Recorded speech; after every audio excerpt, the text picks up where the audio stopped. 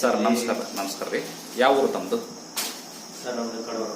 ಏನು ತೊಂದರೆ ಬಂದಿದ್ರಿ ಡಾಕ್ಟರ್ ಪ್ರವೀಣ್ ಬಾಬು ಅವ್ರ ಹತ್ರ ದಾವಣಗೆರೆಗೆ? ಅಂದ್ರೆ ಏನಾಗ್ತಿತ್ತು? ಹೊಟ್ಟೆ ಉಗಿಸ್ಕೊಂಡಾಗೋದು, ಎದೆ ಹತ್ರ ಇಟ್ಕೊಂಡಾಗೋದು, ಮೋಷನ್ ಕ್ಲಿಯರ್ ಆಗಿ ಬರ್ತಿರ್ಲಿಲ್ಲ.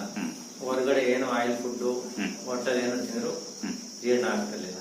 ಎಷ್ಟು ವರ್ಷಗಳಿಂದ ಪ್ರಾಬ್ಲಮ್ ಇತ್ತು? 1 ವರ್ಷ ಆಗಿತ್ತು. ಈಗ ನಮ್ಮಲ್ಲಿ ಬಂದು ಮೆಡಿಸಿನ್ ತಗೊಂಡು ಹೋಗಿದ್ರಿ? ಮೆಡಿಸಿನ್ ತಗೊಂಡು 1ನೇ ತಿಂಗಳಿಗೆ ಎಲ್ಲ ಕ್ಲಿಯರ್ ಆಗಿದೆ. Clear, full clear. ನಿಜ ಹೇಳ್ತಿದ್ದೀರಾ? ನಿಜ ಹೇಳ್ತೀನಿ. ಡಾಕ್ಟರ್ ಲಂಚ ಕೊಟ್ಟಿರ್ತಾರೆ ಹೇಳಿ ಅಂತ ಹೇಳಿ? ಏನಿಲ್ಲ ಸರ್. ಇಲ್ಲ ಅಲ್ಲ? ಅಲ್ಲಿ ಹೋಗಿ ದೊಡ್ಡ ಸ್ಟ್ಯಾಂಡರ್ಡ್ ಹಾಸ್ಪಿಟಲ್ ಅಂತ ಹೇಳಿ 1.5 ಲಕ್ಷ ಖರ್ಚು ಮಾಡಿದೀವಿ. ಯಾವ ಹಾಸ್ಪಿಟಲ್ ಹೆಸರು ಡಾಕ್ಟರ್ ಹೆಸರು ಹೇಳಬಾರ್ದು ಆಯ್ತಾ? 1.5 ಲಕ್ಷ ಖರ್ಚು ಮಾಡಿದ್ರಿ. ಓಕೆ, ಈಗಂತೂ ಆರಾಮಾಗಿದ್ದೀರಾ? ನಮ್ಮ ಆಮೇಲೆ ನಮ್ಮ ಮೆಡಿಸಿನ್ ಏನಾರ ಸೈಡ್ ಎಫೆಕ್ಟ್ ಏನೂ ಆಗಿಲ್ಲ ಸರ್. ಖುಷಿ ಇದೆಯಲ್ಲ? ಎಲ್ಲ ಕಡೆ ಊಟ ಮಾಡ್ತಾ ಇದ್ದೀರಾ? ಎಲ್ಲ ಕಡೆ ಊಟ ಮಾಡ್ತಿದ್ದೀವಿ. ಮದುವೆ ಫಂಕ್ಷನ್ ಹೋಗಂಗಿರ್ಲಿಲ್ಲ. ಎಲ್ಲ ಕೆಲಸ ಮಾಡ್ತಾ ಇದ್ದೀರಿ?